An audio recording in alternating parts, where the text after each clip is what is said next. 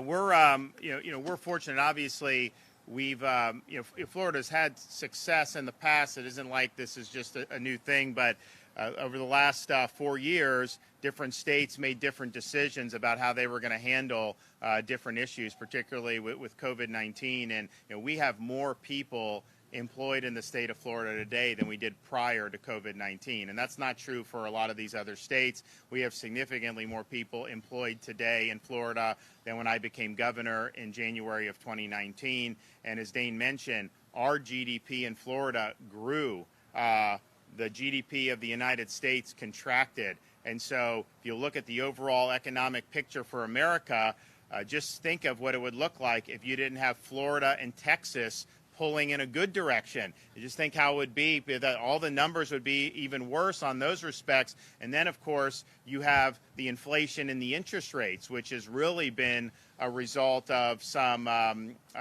historic mistakes in terms of overstimulus, too much printing, too much borrowing, and they were warned about all this, but they just threw caution to the wind, barreled ahead because there was a lot of goodies that they wanted to smuggle through that process, and the result has been, we have the worst inflation we have had in 40 years in this country, and they said it was not going to happen, then they said it'd be a blip. Then they said it would peak 6 months ago, and then you see it accelerate at the grocery store and all this other stuff. Now, we have a gas tax holiday in effect right now in Florida, so you're saving money at the pump. Even though prices are going up everywhere, our prices are, I think we're the 5th lowest gas prices in America right now because of our fuel tax.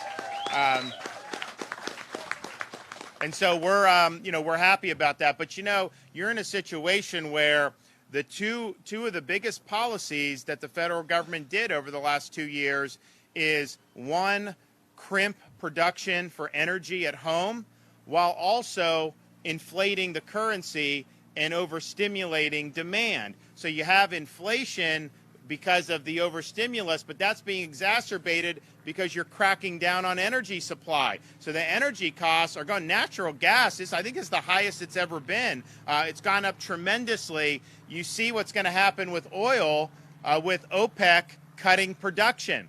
And people say, well, the Saudis, they're just doing this to be political because they don't like Biden. And yeah, that's probably true. But here's the thing.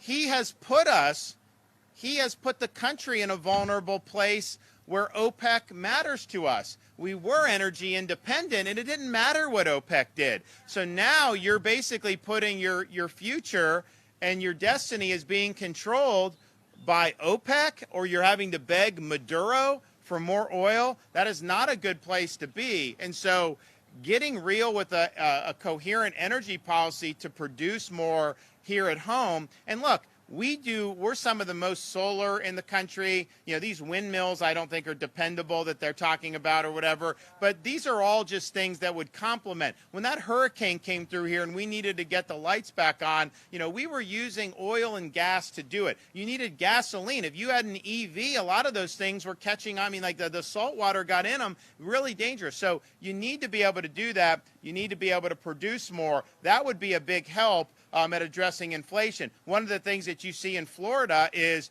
we actually not only adding jobs.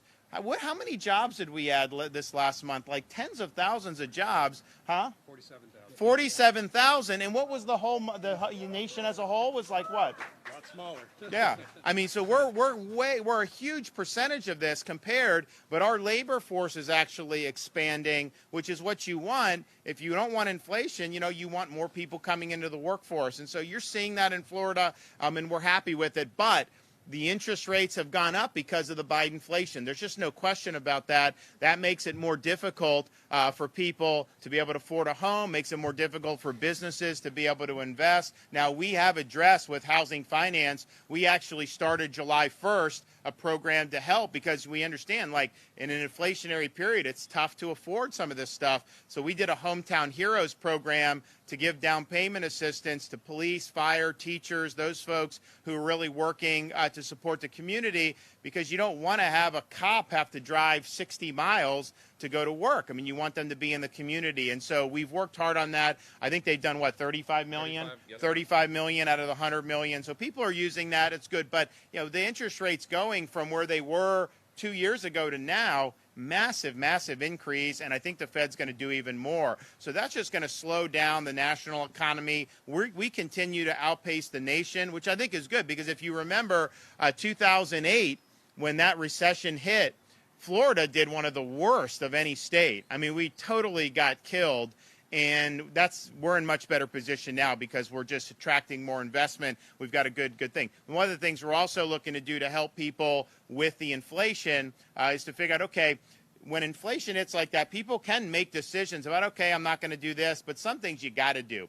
And so we know you got to go to work. So we're going to work with the legislature to cut all tolls for our commuters by 50% across the state of Florida. And so there's different places in Florida where that's going to matter more than others. But there are some places in Florida where people can do, a couple $100 a month in tolls.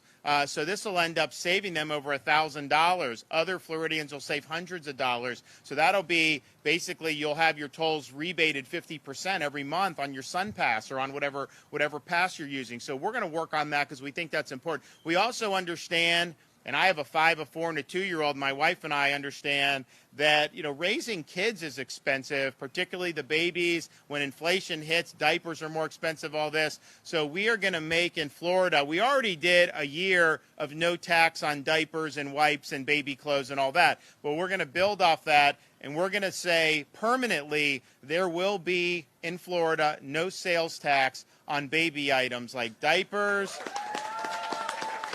wipes, clothes, but also no sales tax on cribs and strollers. And they charge a fortune for these strollers. I mean, I remember when we had our first daughter, this was before I was governor, we do it and we're buying this stuff.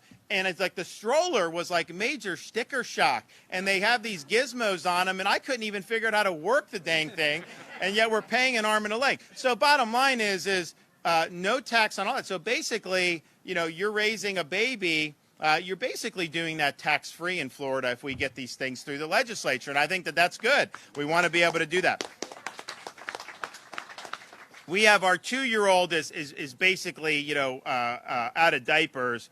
And but I can tell you, you can't just not buy diapers when they're that age. You need the diapers. There's just a reality when they're young. So we understand that, and we also understand. We're going to do sales tax holiday for sports equipment for youth and other things to help families. We're also going to say that pet food will be tax-free in Florida, so you guys can feed your pets and not worry about having to pay taxes. That adds up too, because it's an expense you got to keep doing. And so we think we'll be able to save people. So we're trying to help lessen the blow of what Washington has done. I mean, obviously we have an election coming up. You could see a change in leadership in the U.S. Congress potentially. Maybe the policies will change. We'll see. But at the end of the day, we're just going to keep working hard.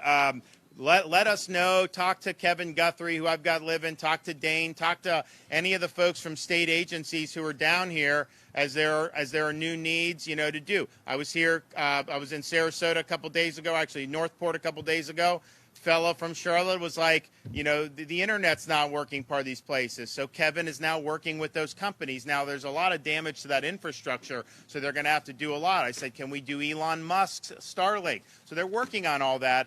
So just let us know. We want to continue to be helpful, but we're pleased at the response from the community. I know, growing up in Florida, as I did, and many of you have lived here for a while now, you've been through different storms. They're never easy, and this one was a big one. But I think the resiliency and the response to this has been really strong on behalf of the people of the communities of Southwest Florida. So, we're working hard to move all these resources, do all that, and that's our job. But we've had success with bridges and all these other things, partially because, we have the community rallying together, helping everyone's rowing in the same direction. It makes a difference. So we appreciate that. We're happy to be helpful, and we will see you guys very, very soon. So God bless everyone. Thanks.